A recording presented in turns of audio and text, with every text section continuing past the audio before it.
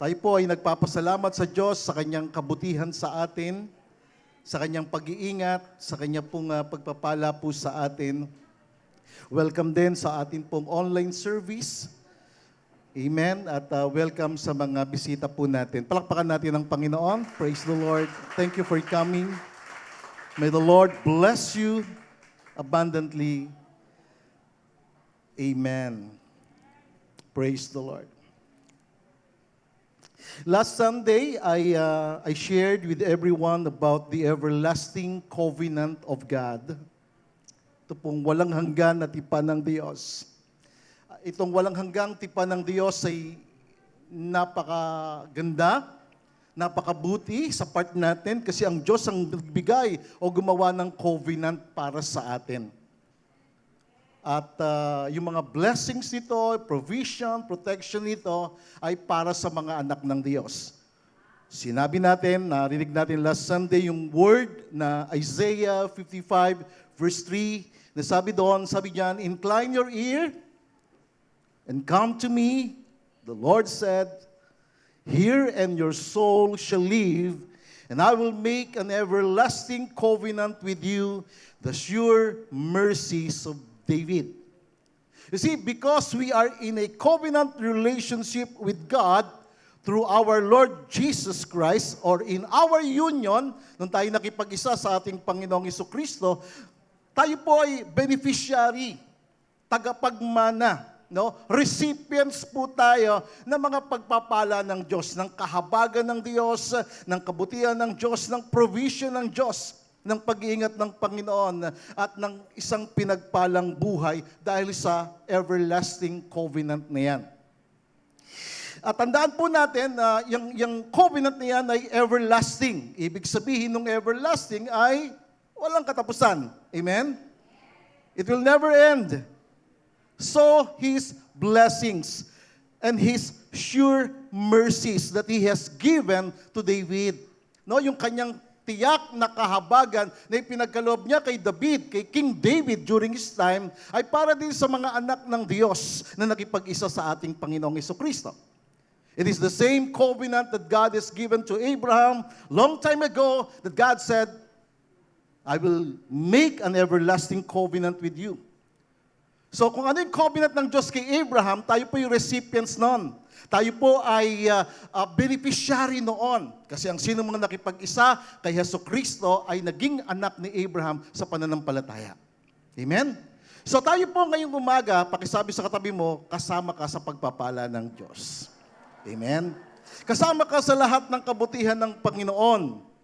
At ang kanyang kabutihan, it is everlasting. Ang kanyang covenant, ang kanyang tipan, walang hanggan, walang katapusan. So He has that word sa atin, incline your ear, no? Come to Him and hear Him, and your soul shall live. Ikaw ay mabubuhay. Meaning you will be revived. You will be restored to a good, blessed, and abundant life. Yung sinabi yun, your soul shall live. Yung word live in Hebrew is kaya, na ang ibig sabihin ay kaya mo mabuhay. Sapagkat ang pagpapala ng Panginoon ay nasa iyo.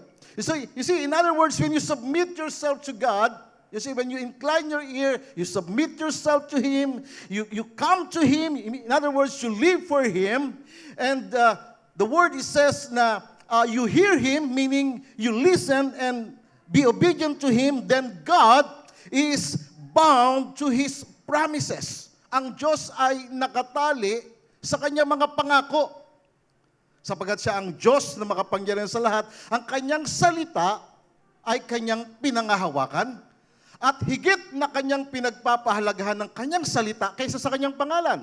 You can read that in Psalm 138 verse 2, na ang kanyang salita, ang kanyang covenant, ang kanyang tipan ay mas higit niyang pinagpapahalagahan. Kaya kapag sinabi ng Diyos na makinig ka sa akin, sumunod ka sa akin, magpasakop ka sa akin, mabubuhay ka, then mabubuhay ka at pagpapalain ka ng Panginoon. Amen? Can we give Him the praise?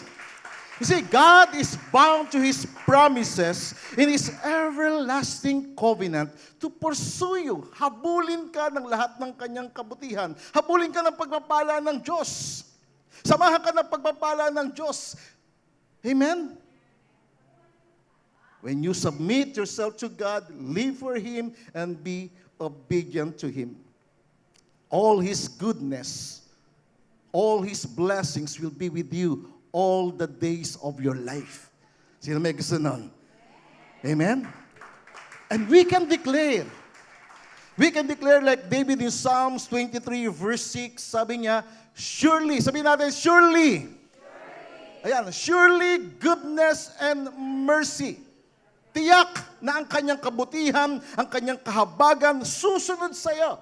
Sabi David, susunod sa akin. Bakit? Kasi may covenant ako sa kanya eh. Kapag may covenant ka sa Diyos, nananatili ka sa covenant ng Diyos, nagpapasakop ka at sumusunod ka sa Diyos, lahat ng pagpapala, lahat ng kabutihan, kahabagan, lahat ng biyaya ng Diyos, sukdulang biyaya, sabi ng awitin kanina, ay sasa iyo sa lahat ng panahon ng iyong buhay. Amen? We can claim it. We can declare it. Surely, goodness and mercy shall follow me all the days of my life, and I will dwell in the house of the Lord forever. Meaning, I will dwell in the presence of the Lord forever. Again, the word is forever. It means eternal. It means everlasting. Forever. Purihin ang Panginoon. Walang hanggan na kabutihan ng Diyos. Walang hanggan na pagmamahal ng Diyos sa iyo. Sabi ni Lord kay Jeremiah, I have loved you with an everlasting love. See, ang pagmamahal ng Diyos, everlasting, eternal. Ang kabutihan ng Diyos, eternal, everlasting. Kanino ka pa? Doon sa mayroong forever o walang forever? Doon sa may forever. Amen. Kaya yung relationship natin kay Lord, forever. At ang relationship ng bawat isa sa atin ay forever. Amen? Sapagkat tayong lahat na nakipag-isa sa Panginoong Isus, sumampalataya sa Panginoong Isus, ay magsasama forever. Amen? Forever. Walang hanggan yon. Ang totoong magsasama forever, for eternity, ay ang mga anak ng Diyos, ang mga nakipag-isa sa Panginoon. Kaya nga po, yung ating pamilya, no? Bahagi natin sa kanila yung pagmamahal ng Diyos, yung kabutihan ng Diyos, para makasama natin din sila for eternity. Kasi pag hindi, maiwanan sila. Walang forever sa mundong ito. Walang forever sa mga taong walang relasyon kay Heso Kristo. Ang forever na kay Heso Kristo. Amen? Ang forever nasa Diyos. He has an everlasting covenant with you. Amen? Can we give Him the praise? Purihin ang Panginoon. Kaya, you know, I am so excited, no, na i-preach ko sabihin ko, ipahayag ko ang salita ng Panginoon. Merong apoy dito Bakit? Kasi naintindihan ko yung covenant. Naintindihan ko na dapat akong manatili sa Panginoon, hindi ako tatalikod sa Diyos, hindi ako lalayo sa Diyos. Bakit? Nasa Kanya na lahat Sabi nga ni Peter kay Lord Jesus, sabi niya, kanina pa ako pupunta? Nasa iyong salita ng buhay na walang hanggan. Wala na ako ibang pupuntahan kasi nasa iyong forever. So today, I will preach on this subject about the goodness of God through His everlasting covenant. Wow! Ang kabutihan ng Diyos sa pamamagitan ng Kanyang walang hanggang tipan. Ang kabutihan ng Diyos ay dumadaloy sa mga taong mayroong covenant sa Kanya. Walang hanggan ito, mga kapatid. Pakisabi sa katabi mo, walang hanggan ito. Walang katapusan ito. Walang katapusan ng kabutihan, ng pagmamahal, ng kahabagan ng Diyos sa iyo. Walang katapusan yan. Because of His everlasting covenant. You see, the goodness of God will never stop for those who are in a covenant relationship with Him. Ang covenant ng Diyos ay gagalaw sa isang taong mayroong pagtitiwala o sumusunod sa Kanya. Ang kabutihan ng Diyos ay hindi titigil. See, hindi titigil, hindi ito magtatapos. If you remain in submission and obedience to God's covenant, His goodness will continuously remain in you. Kaya nga napakalaga ng pagpapasakop napakalaga ng pagsunod sa Kanya. Ang Kanyang kabutihan ay patuloy na mananatili sa iyo. Habulin ka ng Kanyang kabutihan. Sasamahan ka ng Kanyang kabutihan. Ang kabutihan ng Diyos ang magdadala sa iyo sa masigit pang pinagpalang buhay. Amen? Can you give Him the praise? Naniniwala po ba kayo dyan? Do you believe that? So let us proceed to our text. Sabi ng text natin, Basahin po natin ng sabay-sabay. Ready? Go. I will make, I will,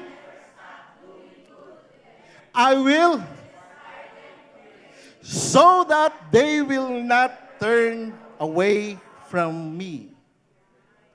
Palakpakan natin ang Panginoon. Sinabi yan ng Diyos.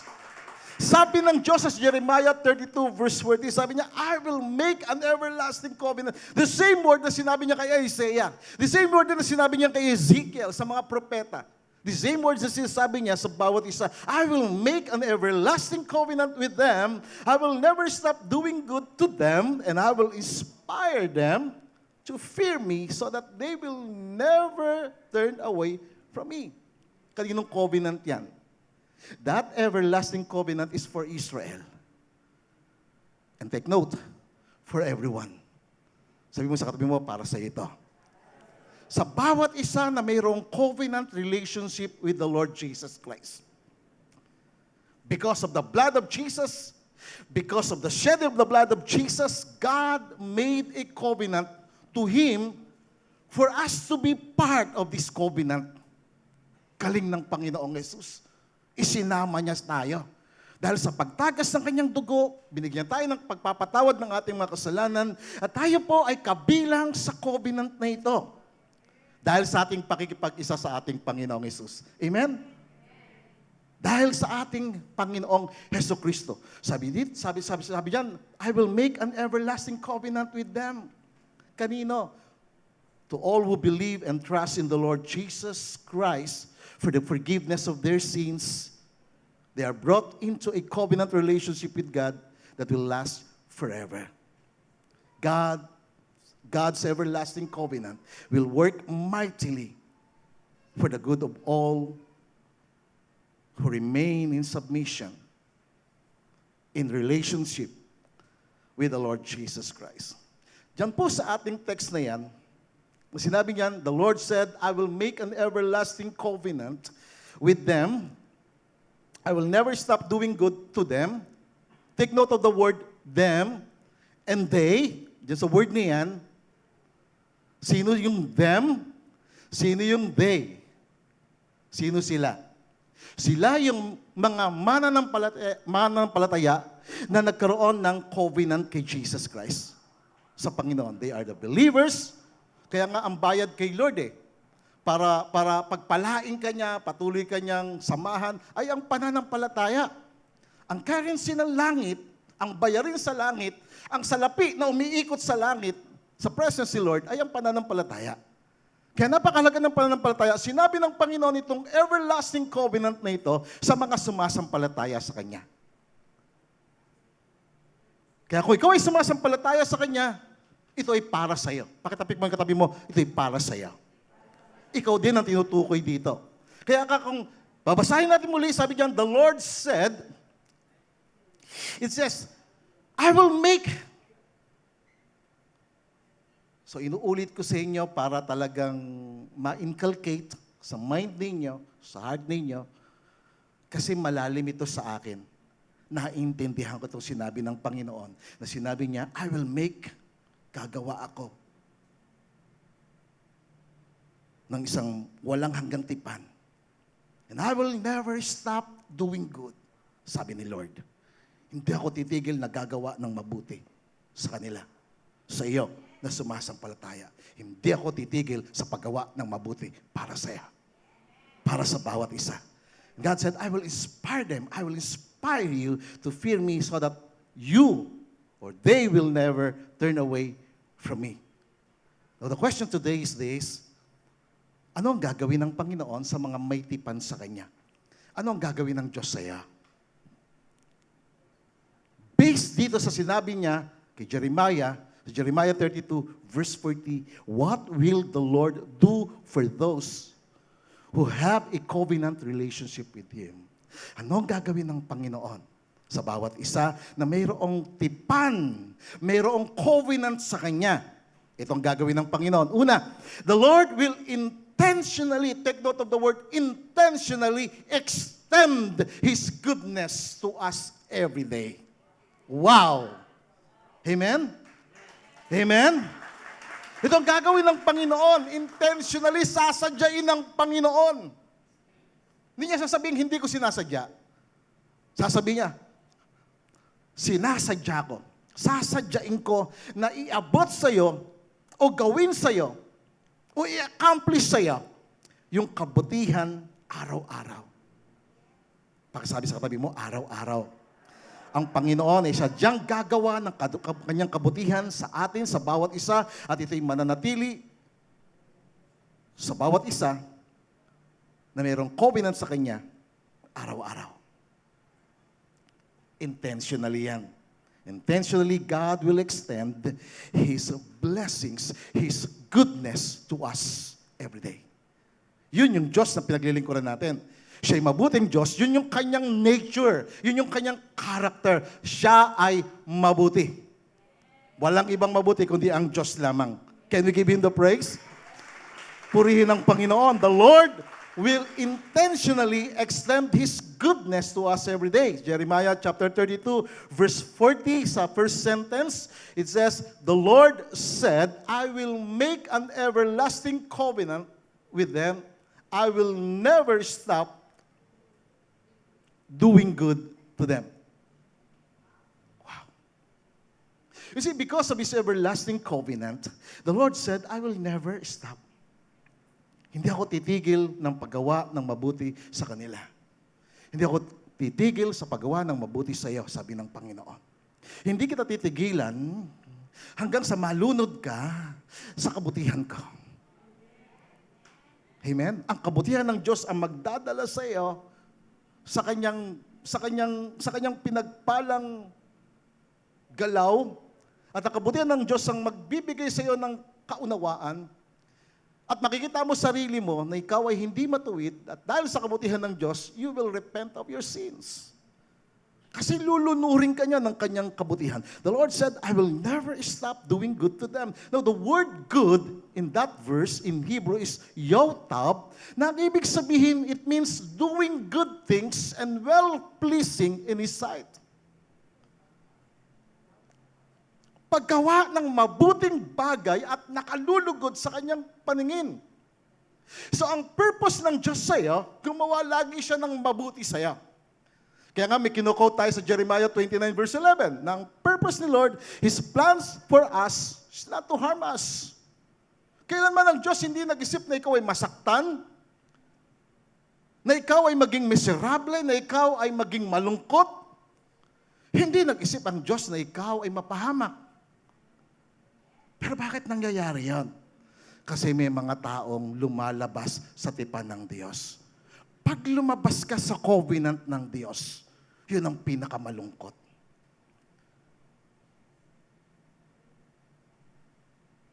Yun yung nakakatakot na buhay. Walang covenant kay Lord. Wala ka sa covering ni Lord. Wala ka sa protection ni Lord. Kaya pakisabi sa katabi mo, pakiusap lang. Sabi mo sa kanya, pakiusap lang kapatid. Huwag kang lalayo kay Lord. Amen. Huwag kang lalayo sa Kanya. Sapagkat siya yung source. Siya yung pinagmumulan ng lahat ng kabutihan, ng lahat ng pagpapala, ng kagalingan, ng kalusugan, ng kalakasan, ng katagumpayan sa buhay. Sa Kanya lang yon.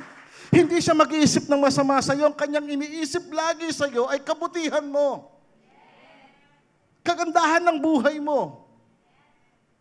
Yun laging iniisip ng Panginoon. Kaya nga yung word na sinabi niya, I will never stop doing good. I will never stop doing good things to you and well-pleasing in my sight. Yun si Lord. It is the work of God to do good things and well-pleasing in His sight, especially in relation to our spiritual growth and success in life. Kaya siya gumagawa ng kabutihan sa iyo para ikaw ay lumago sa pananampalataya. Kasi kay Lord, there is more. Walang katapusan kay Lord. Laging may increase. Laging may pagdaloy ng kabutihan. Walang katapusan sa Kanya. Because of His everlasting covenant, therefore, His goodness is everlasting. Ang Kanyang kabutihan, walang katapusan. Gagawa siya lagi ng nakalulugod sa Kanyang paningin. Sabi ng New Century Version ng Jeremiah 32:40, Sabi niyan, I will make an agreement. The Lord said, I will make an agreement with them that will last forever. Si Lord eternal siya. Si Lord forever siya. Therefore, ang kanyang sinasabi, ang kanyang ginagawa ay forever. Sabi niya, I will make an agreement with you that will last forever. I will never turn away from them. I will never turn away from you. And I will always do good to them. Do good to you always. Amen? Araw-araw yon. Bawat oras yon. Bawat segundo yon. Bawat linggo. Bawat taon. Si Lord gagawa ng kabutihan sa iyo. Hahabulin ka niya. Sasamahan ka niya. Dahil yun ang nature ni Lord. Gumawa ng mabuti sa mga taong nagtitiwala at umaasa sa Kanya. Tingnan natin yung goodness of the Lord. First, about the goodness of the Lord is it satisfies us. The goodness of the Lord satisfies us. Ang kabutihan ng Diyos, ito yung satisfy, nagbibigay ng kasiyahan sa atin. Nagbibigay ng kasiyahan sa mga sumasampalataya, sa mga naglilingkod sa Kanya, sa mga may covenant sa Kanya, sa mga nananatili sa Kanyang covenant, sa mga nagpapasakop at sumusunod sa Kanya. Sabi ng Psalm 107 verse 8, it says, "Oh, that man would give thanks to the Lord for His goodness." That is why ako every day, bago ako mag-pray, I always give thanks to God. In every situation, I always give thanks to God. Why? Because God is good. And He is good. Amen. That is in the Bible. God is good all the time. It is His nature. It is His character to be good, to do what is well-pleasing in His sight. That's why the Bible says, oh, that man would give thanks to the Lord for His goodness and for His wonderful works to the children of men. Verse 9, He satisfies the longing soul.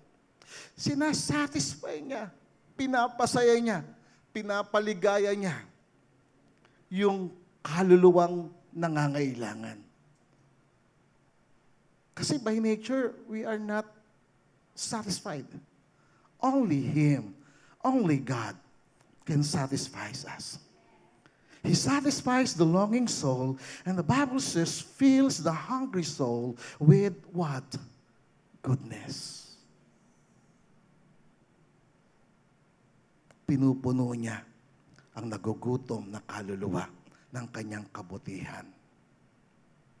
Ako'y resulta ng kabutihan ng Diyos. Ako'y resulta ng habag ng Diyos.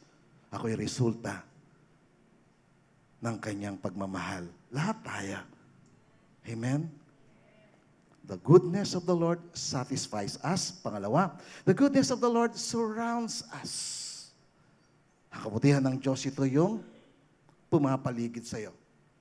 Ito yung nag-i-embrace sa iyo. Sabi ng Psalm chapter 5 verse 12 in the Amplified Bible Classic Edition, it says, "For you, O Lord, will bless the uncompromisingly righteous." Pag sinabing righteous, uncompromising siya. Him who is upright and in right standing with you. As with a shield, you will surround him with goodwill. Paliligiran ng Diyos ng kanyang kabutihan, yung matuwid. Bakit siya naging matuwid? Because of Jesus. Because of His covenant relationship with God. And because of that, he has, or she has, the upright and right standing with God. Therefore, God will shield him, God will shield you with goodwill ng kanyang kabutihan. Isi-shield ka niya. He will surround you with His goodwill, with His pleasure. Pleasure meaning His goodness again, and favor, still His goodness. Amen? Yun si Lord. Ginagawa niya yan sa mga nag-iingat ng kanyang covenant. Sa mga nananatili sa kanyang covenant. Sa mga nagmamahal sa Kanya, sumasampalataya sa Kanya.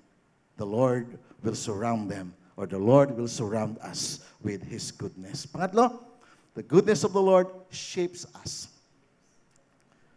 Ang kabutihan ng Diyos, ito yung nagsishape, nagmumold, naguhubog sa atin. Amen?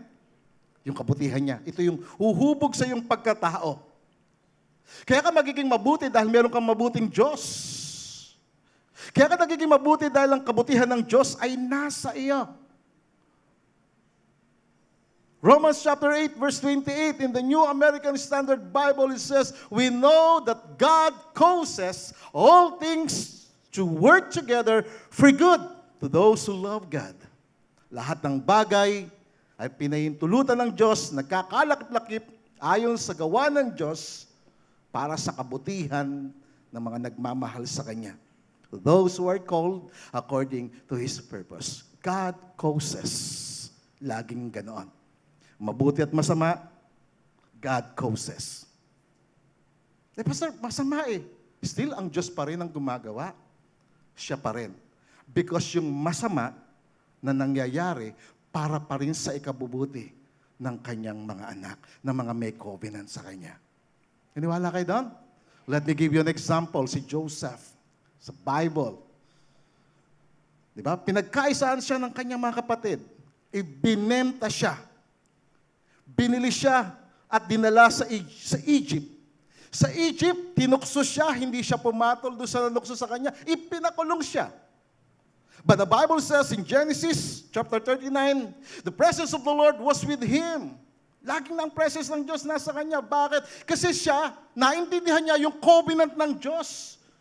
Sa tatay niya, na si Jacob, may covenant sa Diyos because of his father Isaac.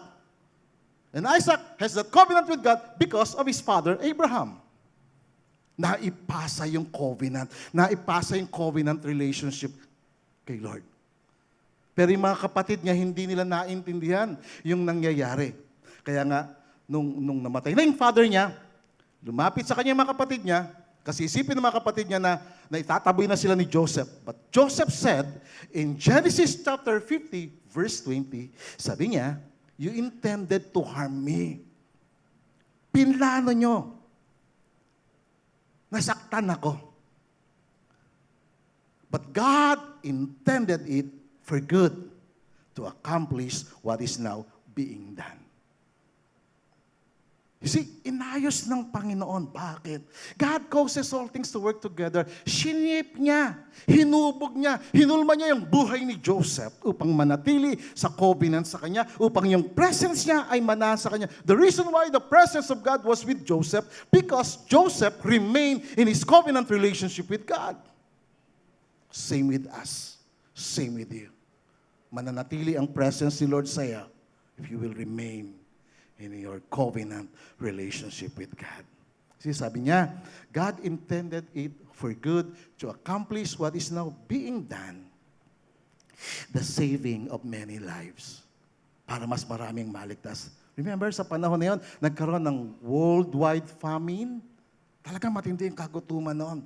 7 years of famine. Gutom ang tao nung panahon na yun. Pero sa Egypt, because of Joseph, mayroong maraming pagkain. Bakit? Kasi si Joseph, he maintained that covenant relationship with God. And God blessed his life. Praise the Lord. Kasi sabi ng NIV version again, ng Jeremiah 32 verse 40, the Lord said, I will make an everlasting covenant with them. I will never stop doing good to them. Lagay niya sa isip niyo, lagay niya dito. Hindi titigil ang Diyos sa paggawa ng mabuti sa'yo. Kahit na minsan parang hindi mo naintindihan, parang may problema doon, may pagsubok dito. Lord, hindi ko na kaya. But still, hindi mo pa naranasan yung naranasan ni Joseph. Still, the presence of God was with him because he remained in his covenant relationship with God. God said, I will never stop doing good to us. Amen? In verse 41, it says, Jeremiah 32, verse 41, the Lord said, I will rejoice in doing good, in doing them good, and I will assuredly plant them in this land with all my heart and soul. Ginawa niya yan sa Israel. Promise niya yan kay Israel. Promise niya yan sa kanyang bayan. At pangako niya yan sa bawat isa.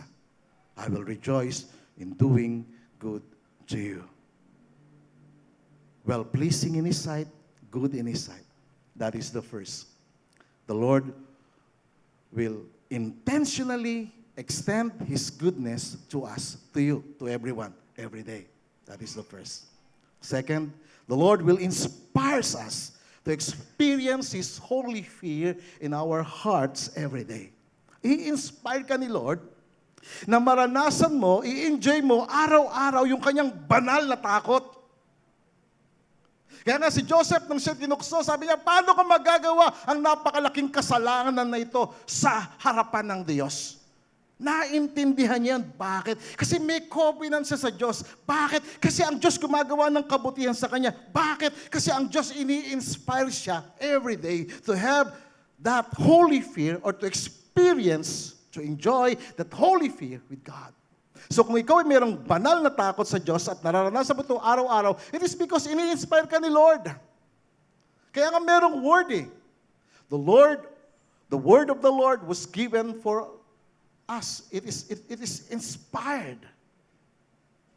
It was given under His inspiration for teaching, rebuking, correcting, and training so that the man, the woman of God will be thoroughly equipped for every good works. Si Lord ang nag-i-inspire sa atin upang maranasan natin araw-araw ang kanyang banal na takot. Sabi dyan sa Jeremiah 32, verse 40, second sentence, it says, the Lord said, I will inspire them to fear me. Magbibigay ako ng inspirasyon sa kanila. Magbibigay ako ng inspirasyon sa iyo para magkaroon ka ng banal na takot. So that you will not turn away from me. So that they will not or never turn away from me.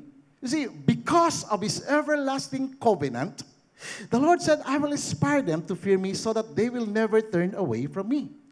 Now, the word fear in that verse in Hebrew is yira, which means deep respect and reverence for God.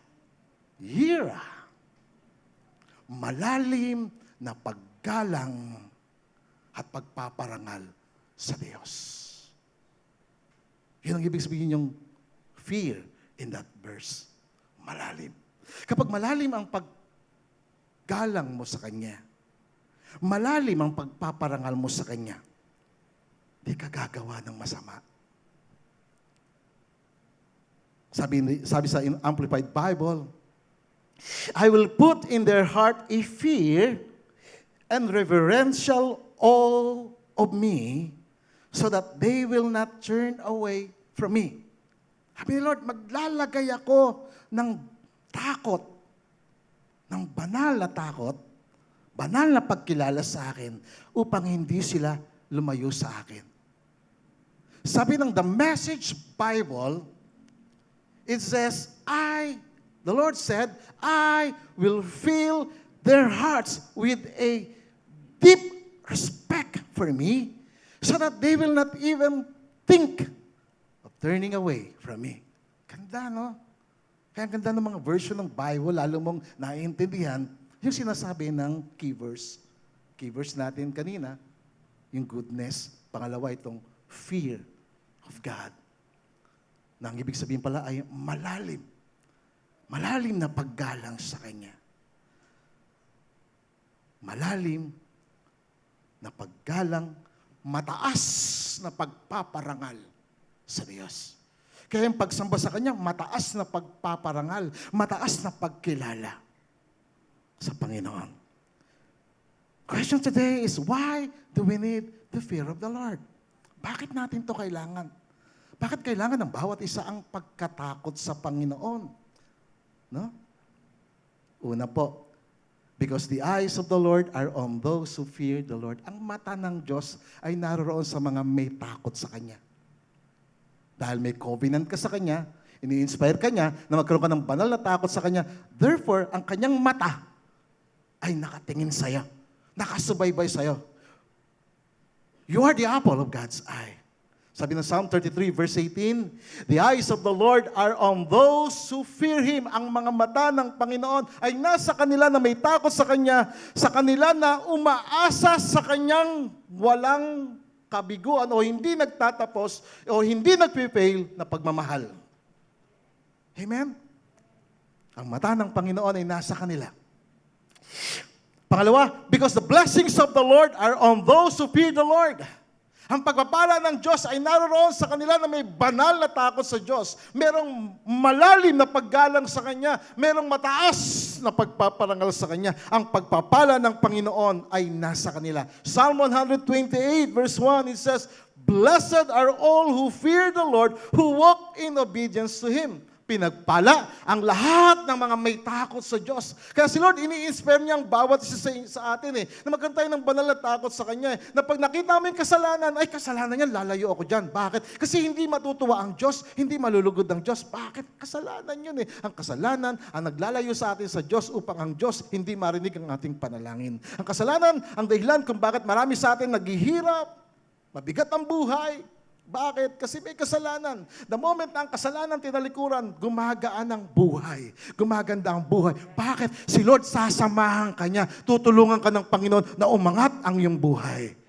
Amen? Kaya kay Lord ang buhay paganda ng paganda.